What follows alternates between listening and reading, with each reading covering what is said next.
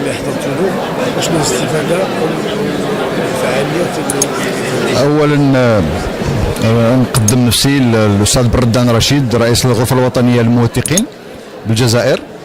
لقد تلقيت بسعاده وسرور كبيرين دعوه الاخ والزميل الكريم الاستاذ عبد اللطيف ياغو رئيس المجلس الوطني لهيئه الموثقين المغرب لحضور فعاليات هذه الندوه في اطار اولا التعاون المشترك بين الغرفتين، لانه يجمعنا بين الغرفه الوطنيه للموثقين في الجزائر وهيئه الموثقين في المغرب بروتوكول موقع في اكتوبر 2012. نسعى من خلال اللقاءات لتفعيله دائما لخدمه الصالح العام للمهنه في البلدين.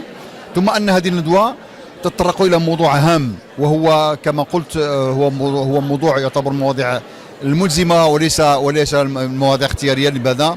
لانها في ظل التغيرات والمستجدات على المستوى سواء المحلي الاقليمي او الدولي، ان التوثيق لابد ان يسير هذه المعطيات الجديده. ثم ان نفس مشروع الرقمنه وتحديث التوثيق الذي تعرفونه في الموثق هو ورشه كبيره مفتوحه في الجزائر، بمعنى ان مصالحنا واهدافنا تتقاطع في هذا الاطار. ربي يبارك فيك.